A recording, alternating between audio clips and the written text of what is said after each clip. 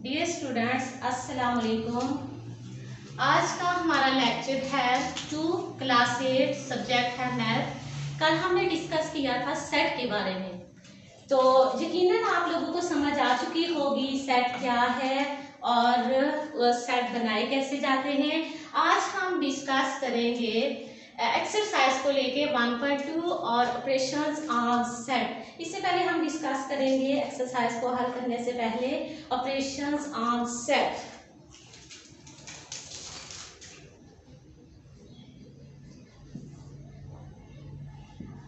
Operations on set जैसा कि math के बेसिक ऑपरेशन है प्लस माइनस मल्टीप्लाई डिवाइड। इसी तरह सेट के भी ऑपरेशन है और सेट के ऑपरेशन है 3। एक है यूनियन, दूसरा इंटरसेक्शन और तीसरा है difference. Union, intersection and difference. Basic operation जो हमने मैथ के पढ़े थे वो है प्लस माइनस मल्टीप्लाई डिवाइड, ये 4 है। और जो सेट के ऑपरेशंस हैं वो 3 हैं, यूनियन, इंटरसेक्शन एंड डिफरेंस।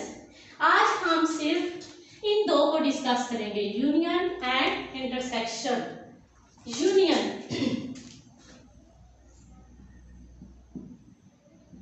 अगर हमारे पास दो सेट हों, जैसा कि ए सेट आ जाए 1 2 3 और बी सेट हम रख लेते हैं 2 3 4।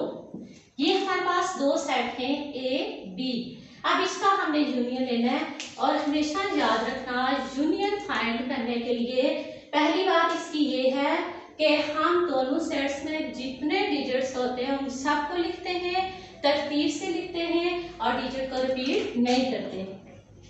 जैसा कि A union B is equal to, सबसे पहले हम ए सेट लिखेंगे, यूनियन बी सेट लिखेंगे 2 3 4। अब हमने ये देखना है कि ये जो दो सेट है हमारे पास, इनमें जो जो डिजिट्स लिखे हुए हमने तरतीब से लिखना है, जितने भी डिजिट्स हैं लिखने सारे, लेकिन बस एक बात याद रखनी है कि डिजिट को रिपीट नहीं करना और लिखना भी तरतीब से है। जैसा कि 1 2 3 4, ये हमने ए बी सेट का यूनियन ले लिया। अब इसी का अगर हम इंटरसेक्शन ले लें, ए इंटरसेक्शन बी 1 2 3 इंटरसेक्शन 2 3 4। अब देखें इंटरसेक्शन जब हम लेंगे तब हमने ये देखना है कि जो हमारे पास दो सेट हैं उन दो सेट्स में जो कॉमन डिजिट्स होंगे वो हम लिखेंगे। अब दोनों में कॉमन क्या है, 1 इधर नहीं है। अब देखिए यहाँ पे सेट ए में भी 2 है, सेट बी में भी 2 है, इट्स मीन हम ये लिख लेंगे। सेट ए में भी 3 शामिल है, सेट बी में भी 3 शामिल है, तो ये हम लिख लेंगे। ये हो गया इंटरसेक्शन। इंटरसेक्शन में क्या करते हैं, जो कॉमन डिजिट्स होते हैं वो लिखे जाते हैं और यूनियन में इकट्ठा कर दिया जाता है। जो दोनों सेट में जितने डिजिट्स होते हैं वो सारे लिखते हैं, तरतीब से लिखते हैं। सिर्फ एक बात का ख्याल रखते हैं कि डिजिट को बार बार रिपीट नहीं करते, एक ही दफा लिखते हैं। ये था यूनियन और ये इंटरसेक्शन। क्लियर हो चुका होगा यकीनन। नेक्स्ट है, अब हम एक्सरसाइज की तरफ चलते हैं। ये चंद बेसिक बातें थी जो मैंने आप लोगों को बता दी ऑपरेशंस ऑन सेट के हवाले से। अब हम एक्सरसाइज की तरफ चलते हैं। Exercise 1.2, verify commutative property of union and intersection. हमने प्रॉपर्टी को वेरीफाई करना है यूनियन एंड इंटरसेक्शन के मुताबिक। अब कम्यूटेटिव प्रॉपर्टी जो है, commutative property with respect to union, पहले हम डिस्कस करेंगे कम्यूटेटिव प्रॉपर्टी को विद रिस्पेक्ट टू यूनियन के मुताबिक।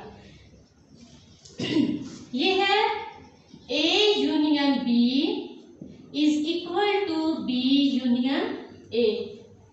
A union B is equal to B union A।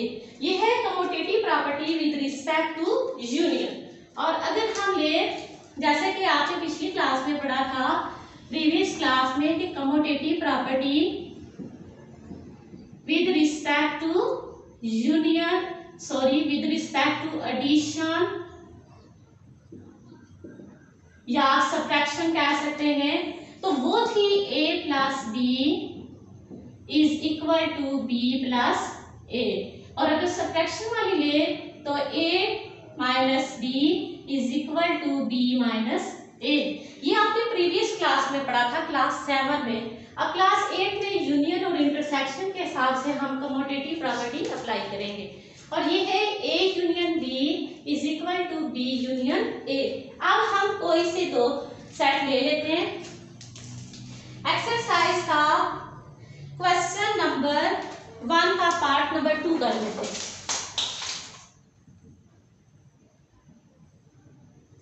C is equal to A B C D E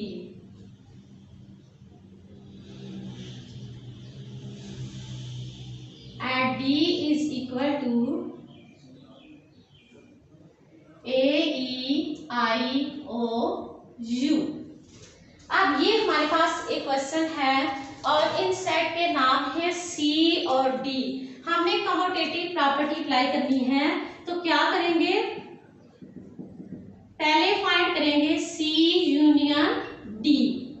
अब C set है हमारे पास A B C D E union D set है A E I O U। ये हमारे पास दो set हैं, C union D। अब मैं आपको पहले भी बता चुकी हूँ स्टूडेंट्स कि यूनियन कैसे लिया जाता है। क्या कहा था, दोनों सेट में जितने डिजिट्स हैं वो लिखने सारे और तरतीब से लिखने हैं। और तीसरी बात ये बताई थी कि रिपीट नहीं करना।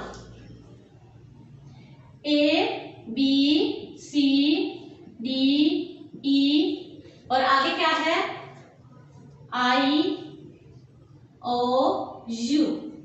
ये देखें, ये यूनियन हमने ले लिया, दोनों सेट में जितने डिजिट्स है वो हमने लिख दिए। अब हमने क्या करना है, C यूनियन D हो गया, अब हम करेंगे D यूनियन C। अब देखिए इसमें डिफरेंस क्या है कि यहाँ पे हमने C सेट पहले रखा था, D बाद में था, यहाँ पे D और यहाँ पे D पहले रखा है और C बाद में है, क्योंकि हम प्रॉपर्टी के मुताबिक काम करेंगे, कमोटेटिव प्रॉपर्टी के मुताबिक। तो ये है A E I O U union C set है हमारे पास A B C D और E। अब इन दोनों का हमने यूनियन लेना है, आ जाएगा A B C D E I O U। अब आप देखें कि हमने इन दोनों का यूनियन फाइंड किया है, तो हमारे आंसर बिल्कुल सेम आए। ये C यूनियन D और ये D यूनियन C। देखिए ये दोनों इक्वल है। मैंने आपको पहले भी बताया था कि जो commutative property with respect to union है वो है A union B is equal to B union A। तो देखिए हमने दो सेट लिए थे C D और उसके मुताबिक हमने इनको हल किया तो हमारे आंसर बराबर आ गए। समझ आ गई। अब क्वेश्चन नंबर 1 में कहा गया था वेरीफाई करें। चलिए मैं आगे लिख देती हूँ वेरीफाई। तो यहाँ एंड में हम लिखेंगे वेरीफाई दैट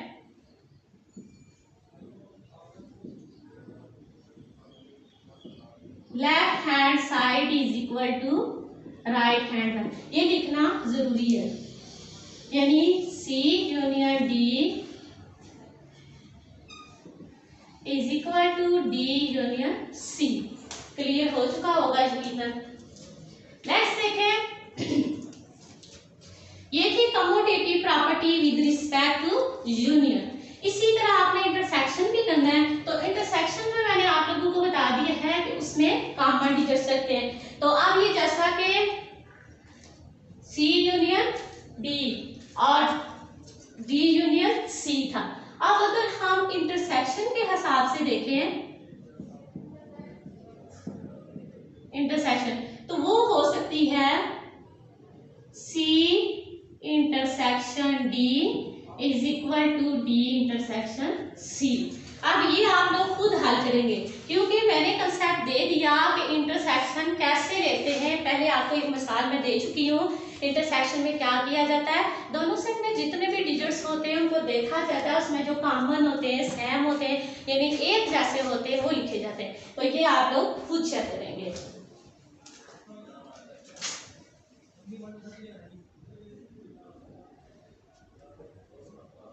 नेक्स्ट है क्वेश्चन नंबर 2। क्वेश्चन नंबर 2 में हमें एसोसिएटिव प्रॉपर्टी अप्लाई करनी है।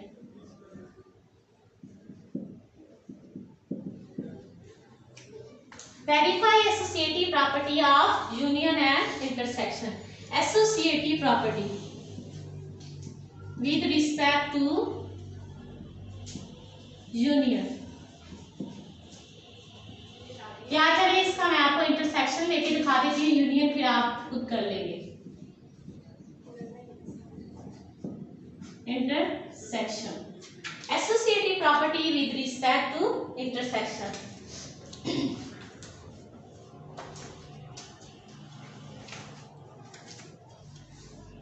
इसमें ए सेट है हमारे पास, क्वेश्चन नंबर 3, क्वेश्चन नंबर 2 का पार्ट नंबर 3। ए सेट है 2 3 5 7 8 11। बी सेट है 3 5 7 9 11 और सी सेट है 3 7 11 13 एंड 15। ये हमारे पास 3 सेट हैं, A B C. Associative property apply करनी है और एसोसिएटिव प्रॉपर्टी में 3 एंट्रीज होती हैं, जैसा कि ए बी सी। ये आ जाएगा A intersection B intersection C is equal to A intersection B intersection C. आप देख रहे हैं ये जो मैंने प्रॉपर्टी लिखी है, लेफ्ट राइट साइड आप लोगों को इक्वल ही नजर आ रही होंगी। आप इसे हम थोड़ा अलग करने के लिए, मेथड को थोड़ा अलग अलग दोनों को सॉल्व करने के लिए हम क्या करेंगे, फर्स्ट वाली पे पहले 2 जो सेट है उन पे ब्रैकेट लगा लेंगे और यहाँ पे हम सेकंड वाले 2 पे ब्रैकेट लगा देंगे। क्लियर हो गया। नेक्स्ट देखिए, left hand side. Left hand side है A intersection B intersection C. अब सबसे पहले हम यहाँ पे ये जो सेट है वो पुट करेंगे 2 3 5 7 8 11 इंटरसेक्शन 3 5 7 9 11। अब ब्रैकेट क्लोज कर देंगे। नेक्स्ट है इंटरसेक्शन सी और सी सेट है 3 7 11 13 एंड 15। अब जिन 2 पे हमने राउंड ब्रैकेट लगाई है, जाहिर सी बात है हम पहले इसको हल करेंगे। इंटरसेक्शन लेना है, इंटरसेक्शन में कॉमन डिजिट्स लिखे जाते हैं। अब हमने देखना है इन दोनों सेट में कॉमन डिजिट कौन कौन से। फर्स्ट ऑफ ऑल 3 5 7 और 11। नेक्स्ट है इंटरसेक्शन सी सेट, जो लास्ट वाला है वो है 3 7 11 13 15। अब डियर स्टूडेंट्स, अब हम देखेंगे कि इन दोनों में कॉमन क्या है। अब इन दोनों में कॉमन है 3 7 11 ओनली 3 7 11। ये हमने लेफ्ट हैंड साइड प्रूव कर लिया है, हमारे पास इंटरसेक्शन आ गया 3 7 11। अब हम इसी तरह इसकी राइट हैंड साइड प्रूव करेंगे।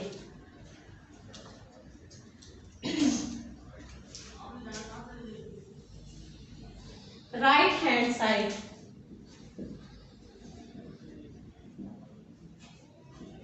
A intersection into B intersection C।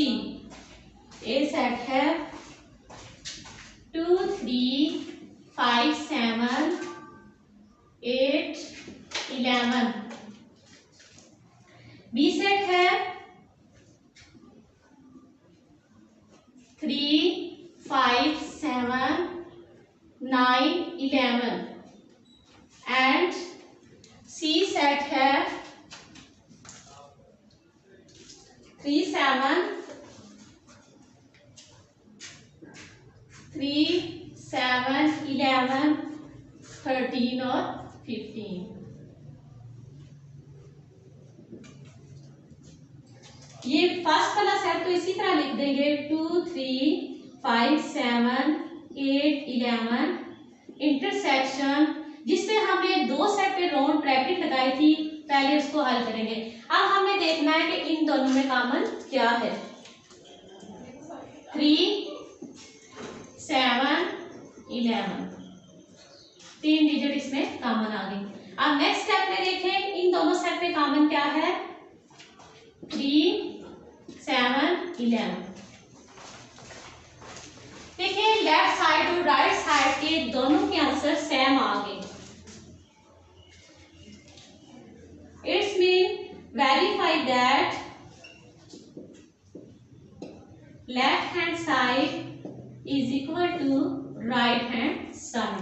Question हमारा हल हो चुका है। वेरिफिकेशन हमने कर ली एसोसिएटिव प्रॉपर्टी की विद रिस्पेक्ट टू इंटरसेक्शन। जब कमोटेटिव वाला किया तो मैंने आपको यूनियन वाला मेथड बताया, एसोसिएटिव किया तो इसमें इंटरसेक्शन। अब इसका एक एक पार्ट आप लोग ने खुद हल करना होगा। समझ आ चुकी?